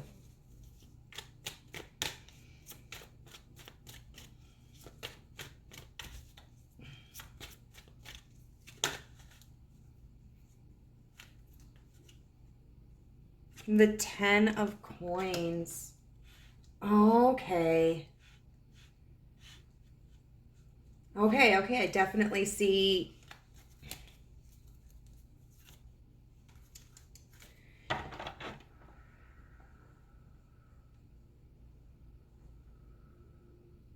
Well, kind of. So when I think of pages, a lot of times I think of the beginning of a journey, the beginning of an investment, um, like the start of a new idea. So with the page of coins in reverse, that makes me think of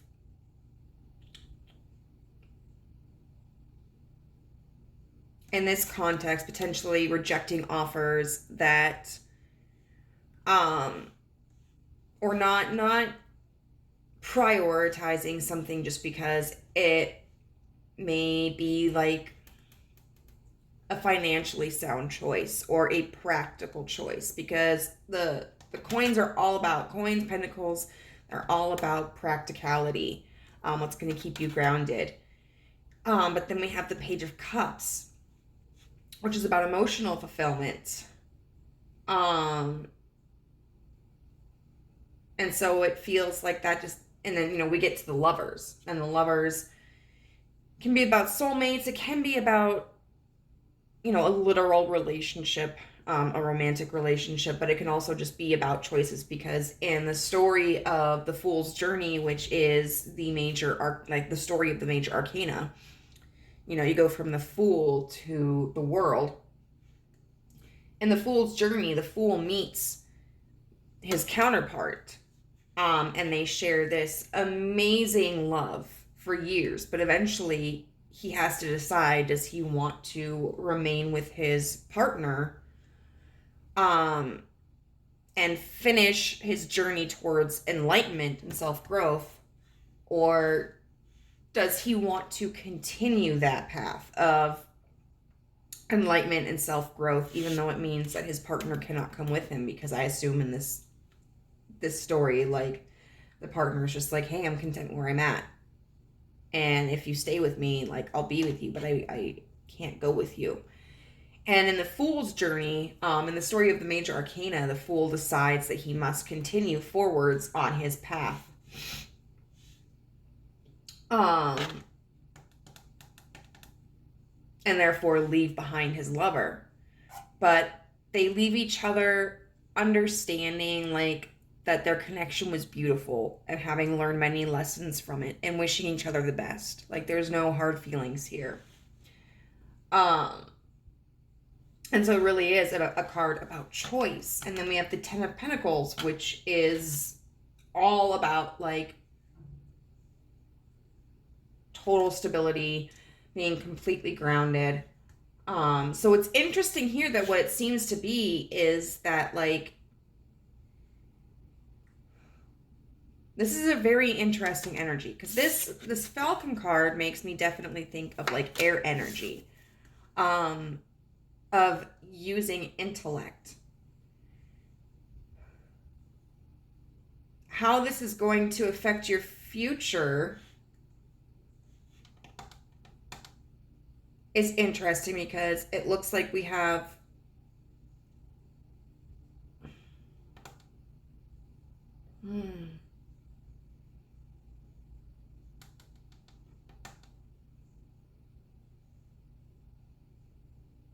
the rejection of a path just because it seems grounded and secure, but instead choosing a path because it's an emotional desire leading up to total stability. But it's cool, because, like, with this card here, and I guess probably I think there's, maybe they often represent children. Well, families with the Ten of Pentacles. But, you know, we have these finances, and then we have this octopus here with these cute little glasses, and we've got all these like little octopus children hugging the octodad.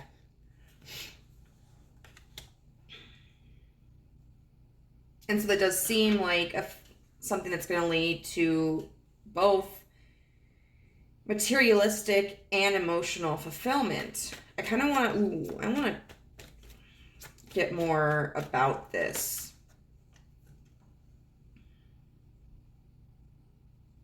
I got the Ace of Cups in reverse. The Hermit upright. Hey, my fellow Virgos.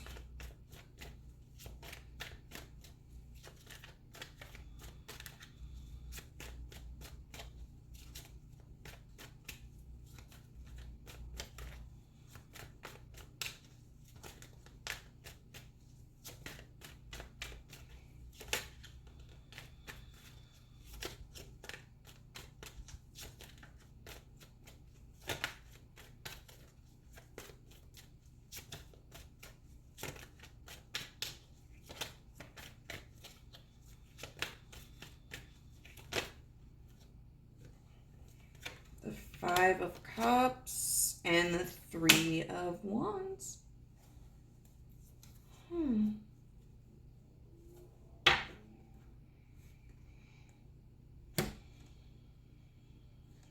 Okay, I kind of see where this is going now. So there's an Ace of Cups in reverse. So the Ace of Cups is like, it's a very fun card. You know, they're like over here partying, boozing it up. It's also thought of like a new emotional beginning.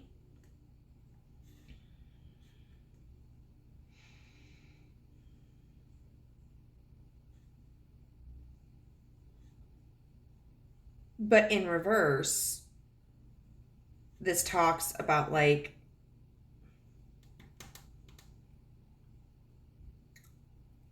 that emotional beginning not being an option or an opportunity, or not being something that is going to be rewarding to you, something that doesn't seem promising. And so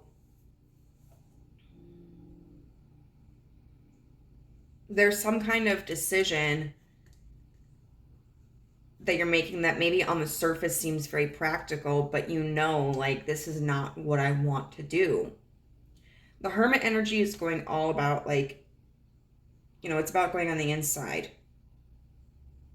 and doing inner work and consulting with the universe. And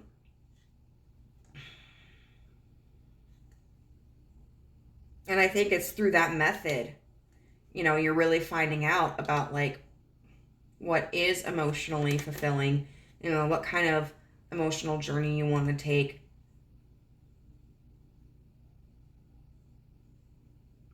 The Lovers with the Five of Cups in reverse talks about making the choice to look at what you still have, not at what you've lost. And the Ten of Pentacles with the Three of Wands feels like this comfort in, you know, because the Three of Wands isn't something that's completely stable. Like, it's gotten past the first couple of initial stages of creativity and union, but there's still a lot of development to be had. And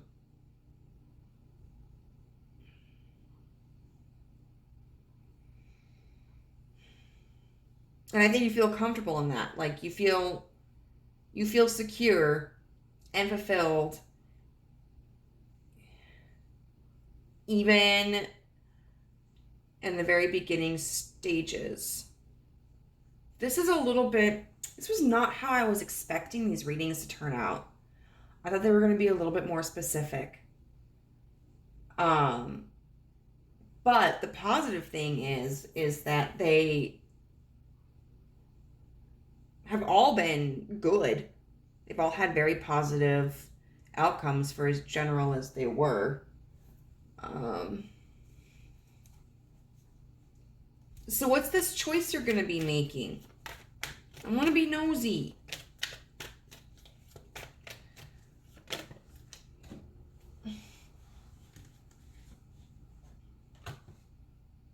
Oh, the Two of Cups.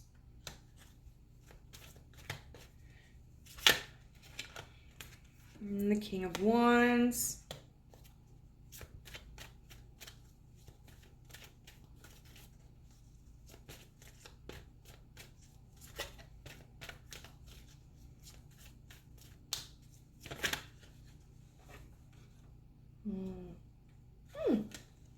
And the Queen of Wands in reverse.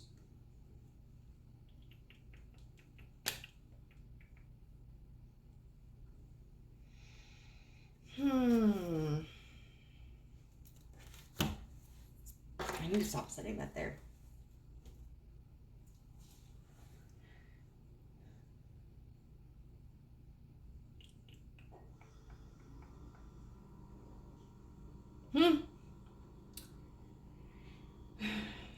Two of Cups is about...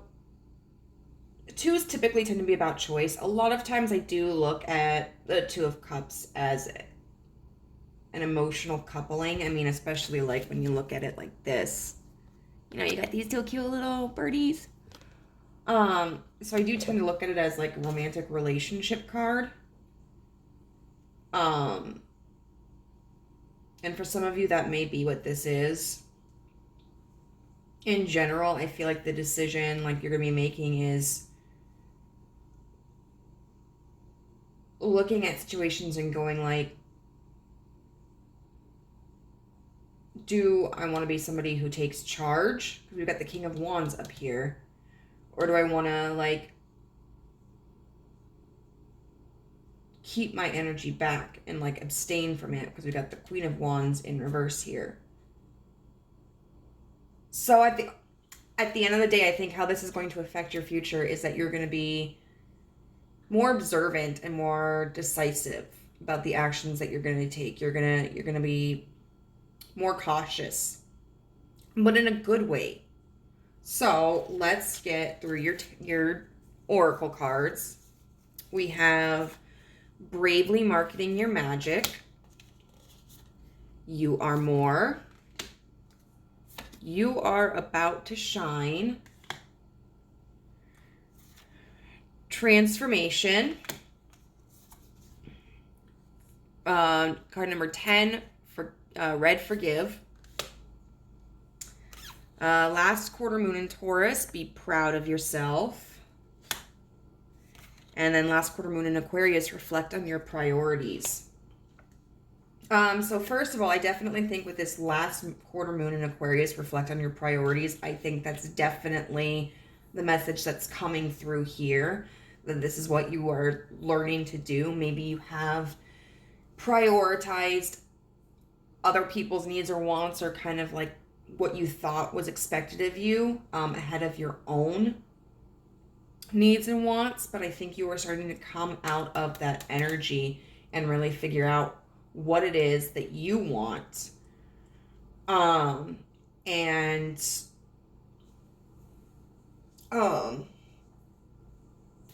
think this is also just kind of reminding you too that like keep in that energy. Like it can be really liberating when we decide to shed the expectations of others and focus on ourselves. But sometimes like we can get a little drunk off that power and that energy and become very scattered in our directions. So I think Spirit is also just kind of reminding you, like, maintain a focus. Like, to be successful, you are going to have a focus. And it's okay eventually to, like, shift that focus. And it's okay to decide, like, hey, maybe this thing that I decided to focus on originally is not really what I should be focusing on. But, you know, as you go, keeping in mind to, like, learn what your priorities are. All these cards about like lifting yourself up. We've got bravely market your magic. You are more. You are about to shine. Be proud of yourself. I think that's really reflecting on remembering to maintain a healthy love for yourself and a healthy self-confidence. Maybe you have dealt with insecurities in the past. A lot of us have, but some of us more so than others, where it's, I know because of how I was treated and what I was taught in the formative years of my life, where I was developing those important qualities and traits, I really didn't have the opportunity to grow, like become at an early age somebody who was confident and happy. So that's something that I've had to be working on, and it's harder. The older you get, it's harder to change how you view yourself. But the universe is really encouraging you to maintain that positive view of yourself and remind yourself like that you are worth more, that you are magical, that you have things to be proud of in regards to your accomplishments.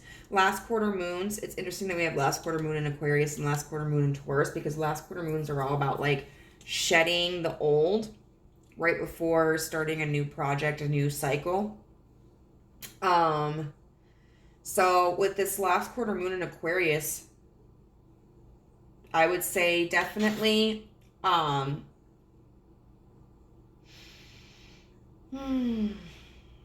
definitely shed any old priorities that you had, anything that no longer serves you. To the left, everything you own in a box to the left. And then be proud of yourself, shed any of those old doubts. And I feel like this is important to say. I don't know much about like astrology and the moon cycles, and like I know the very basics of astrology.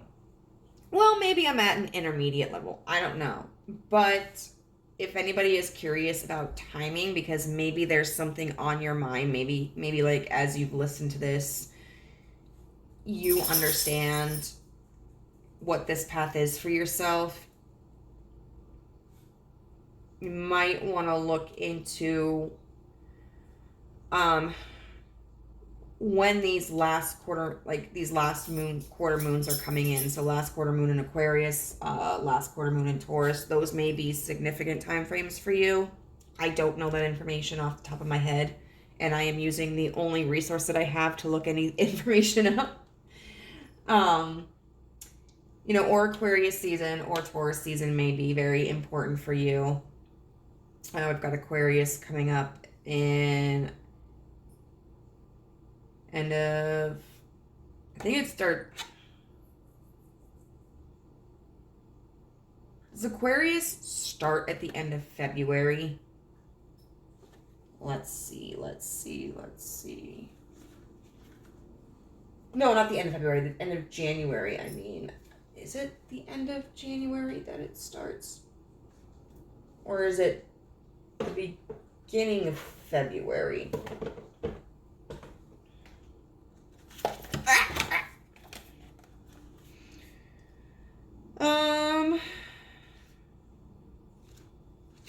I don't know if it's actually going to tell me in here, because these are about the moons and not just like the actual seasons. So it's probably not going to be nice to me.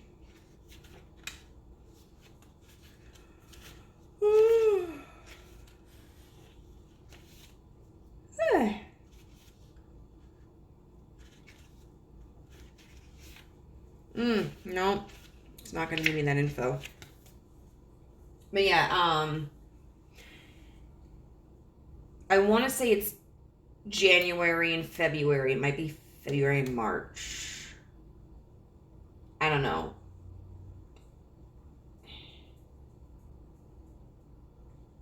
And then I know Taurus season is partially in May. but I don't know if it's got to be April, May, because the guy that I dated that was a Taurus, he was born May 5th. And usually I think the cycles begin around like the 22nd, 23rd. It's just random tangent. His mom was so funny. One time, this ex-boyfriend of mine, because she was like, oh, happy Cinco de Mayo. His birthday doesn't usually fall on Cinco de Mayo. And I was like, Mom. This was his mom, by the way. His birthday is on the 5th. Cinco de Mayo literally means the 5th of May. Like, it's always on Cinco de Mayo. I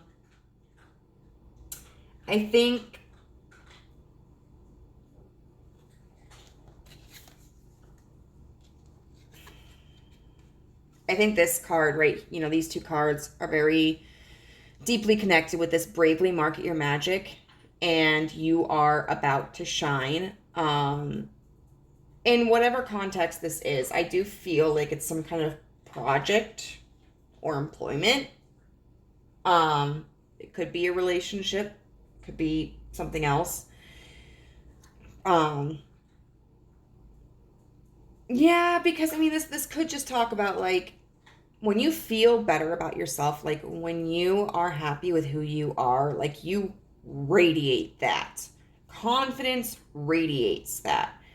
So, and this is a reminder, definitely be your authentic self, because when you're authentic to yourself, like other people are going to be drawn to that. Success is going to be drawn to that. And, we've got this armadillo who has this armor around him. And in moments of conflict they can roll up to protect themselves. But he's not rolled up. He's got this beautiful little candle there, and it's lighting the way from him. And then I don't know why, but this just makes me think of like synthwave designs here. So be very true to who you are. Be true to yourself. Understand that you have a lot to be proud of, and by showing the world who you are, like you are going to find success. And you might be coming out of a dark period, or you might still be kind of in a dark period, but that's about to end. Like, that's in the process of healing. We've got this transformation card right here, and what I love is that like all of these cards right here share a pretty similar color palette. We've got these faint greens and yellows and these pinks and purples here. So I just kind of look at that as like further confirmation that this message is meant for you. But this transformation that is coming, and like we've got this woman on a beach, and it's this focus of her. So I feel like this is really talking about an internal transformation that is really going to help you ascend. I think it's also lovely that like with this card here, we've got these like sand dunes or whatever, and then you can see those same things clearly right here. And finally we've got like this card right here of this woman sitting in a bathtub looking kind of sad, and she's got like all these tomato plants, and it says red forgive. So this card specifically in the book talks about forgiving on your own time, on your own terms, others and yourself, and not feeling forced to do that. And sometimes forgiveness just looks as simple as letting something go. And, it might not be like, I forgive that person for what they did. It's just more of a sense of like, I choose not to let that affect me anymore. I choose to overcome that pain and I release them. But that is always supposed to be done on your terms. That's the only way it can be authentic, first of all. And if we don't do it on our terms, it can be just like denial, and that doesn't help anybody. But what I think is very interesting is like, I looked up the meaning of tomatoes, and that's about like fertility, abundance, and they're like, even though we've got some that have dropped down here and you can't really use anymore, we still have all of these plants that are hanging around. So just because there are a few bad tomatoes in the batch, whether that's people or experiences or feelings, does not mean that everything like is rotten. There's a lot growing around you that is there to benefit you. There's a lot of fertility and abundance around you. So let's get some affirmation cards. Give you a little extra pump.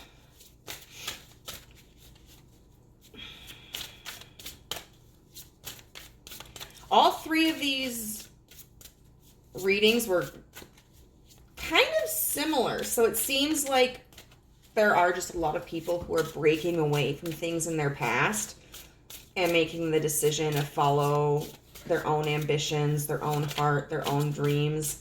But the advice was kind of what was, I think, mostly different. I'm going to take them all. I am infinite potential. Your soul is a reservoir for infinite energy, creativity, and intelligence. It can't possibly run dry. So even if you feel sometimes that your surroundings are barren, you have inside of you that potential and creativity. Let's see. You were made for awareness, which I feel goes really well with this Falcon card. I will spend 10 minutes observing instead of speaking. I will sit quietly by myself and sense how my body feels. And then your body has an amazing capacity to correct itself. I am at home in my body. It is my haven and my comfort, which I think speaks mostly to like allowing yourself to be comfortable with yourself and not relying so much on external opinions or success or factors. All right. Okay, I guess. Let's see. I am totally adequate for all situations. I am one with the power and wisdom of the universe. I claim this power, and it is easy for me to stand up for myself. Yep. So a lot of this is just really standing in your own power. And I think with this Falcon energy, you're learning how to do that. You're learning to listen to your intuition, follow your own moral compass, and observe like what benefits you externally and what doesn't, and observe kind of like your own inner mechanics to figure out how you can fine tune and code yourself and correct yourself so that you operate on a level that's more in alignment with who and what you want to be. So pile number 3, I really hope that resonated with you. If it did, please leave me a comment below. I would love to hear your thoughts. And have a great day. Bye.